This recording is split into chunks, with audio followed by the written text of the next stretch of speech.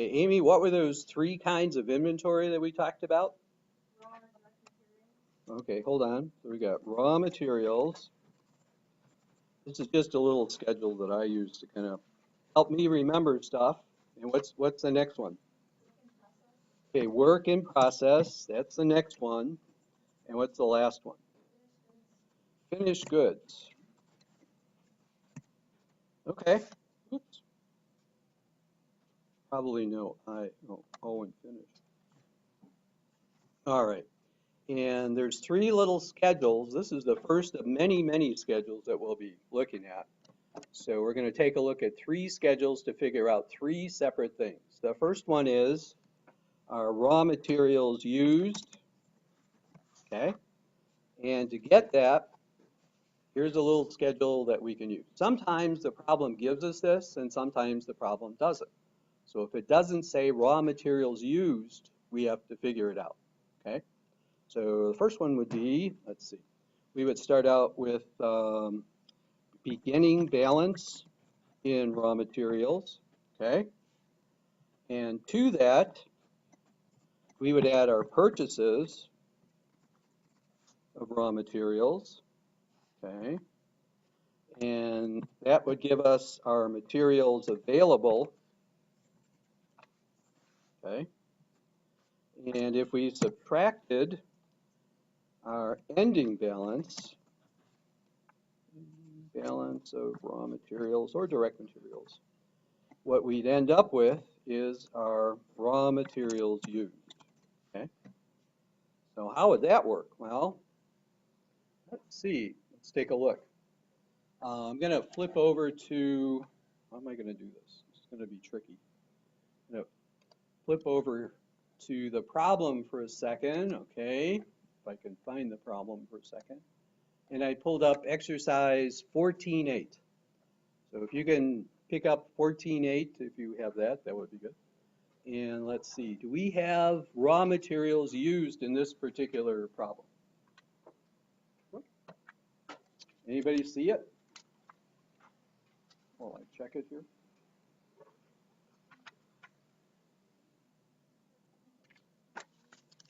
Anyone see it? I don't think it's there, right? Nope. Yep. Nope. Okay. So we have to figure it out. So do we have a beginning balance of raw materials?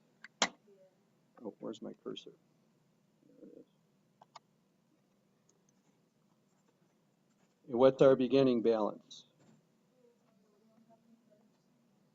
Well, let's do Garcia, I guess. That's beginning balance raw materials, 7250. So we're going to start out there. Okay, do we have raw material purchases? See anything that looks like that? 33,000, okay. And I'm going to add those two together. If I can find my, here it is. And it looks like we have $40,250 available to use, so that's what was in our stock room at some time. And then we need our ending balance in raw materials. Anybody see that?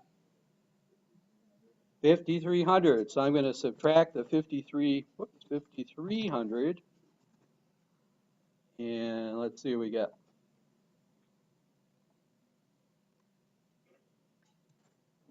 So it looks like the raw materials used for this particular problem are $34,950. Okay? That looks pretty easy, right? All right. What's our next part? The next part that we're going to go through is, what's our next part? Next part is our work in process. So what we can do with this particular inventory account is calculate the cost of goods manufactured, okay? And we're going to do that, whoops, by looking at our three. Oh, am I back here? Hold on. Sorry. Okay, so this is how we put together the raw materials used. Apparently not. Okay.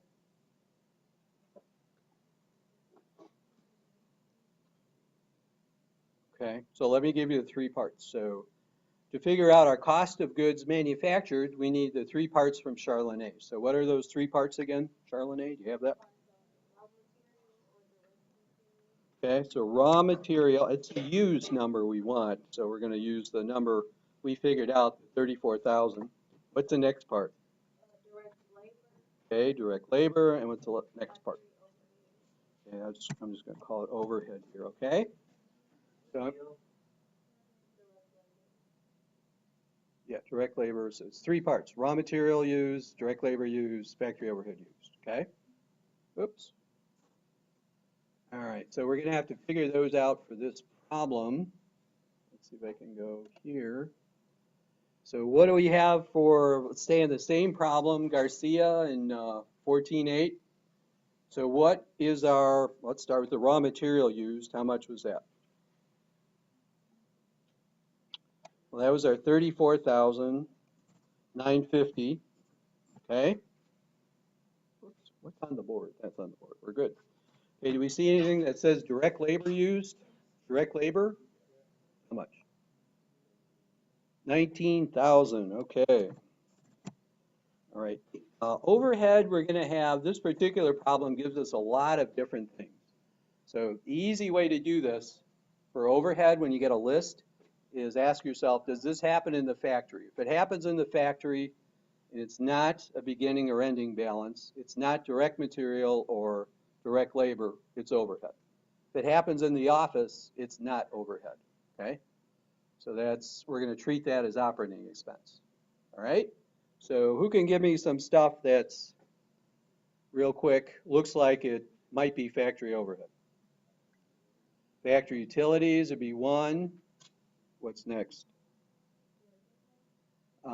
Factory supplies used, that would be it. What was the one you said? Rental, where is rental? Oh, rental costs on factory equipment, that's a good one. That's good. Which one? Repairs, that'd be another one. Repairs on factory equipment is good. Indirect labor, should we put that in? Yeah, anything indirect goes there. Not sales salaries, not general administrative expense. So we should have six, or it's five, I'm sorry. Rental costs of factory equipment, factory utilities, factory supplies used, and indirect labor and repairs of factory equipment. And if we add them all up, which they did here, so I'll just give it to you, $50,230, okay? $230, okay? Yeah. All right, so I'm gonna call this cost added for the month, okay? So this is what we've added, and then I'm gonna add these up as soon as I find my button. Oop, that worked. So altogether, it looks like we've added $104,180, okay? And then to that, we have to add the beginning balance of WIP, work in process. Anybody see that? So how much is our beginning balance of WIP? I can't find it here. Here it is. 14,500. Okay. Oops, I'm a little short, but I'll squeeze it in. Okay, and we're gonna. Oops. I have to go back here. Let me rewrite this. Just call it beginning balance WIP. And from that, we're going to subtract the ending balance of work in process. Anybody see the ending balance of work in process?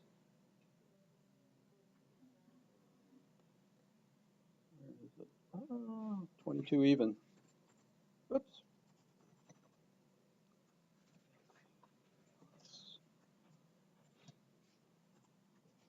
So minus 22. Okay. And if we add all this together, that's going to give us our cost of goods manufactured. So what page are we on? We're in here. Let's go back here. I'm just going to add these up. And it looks like, oops, I want to be here. There we go. So I've got $96,680. Okay? And is that showing up? Yes. All right. Let me just give you I'm running out of space here, so I'm just going to do the last one real quick, and then I'll go back and do the numbers. So the format is, what we're trying to figure out is the cost of goods sold, okay? And to get that, we add the beginning balance of finished goods, okay? And we add that to cost of goods manufactured, and that gives us goods available. And if I could put a cursor, where's my cursor? Okay, and from that, we're going to subtract our ending balance of finished goods, and that's going to give us our cost of goods sold. And I gotta hit done.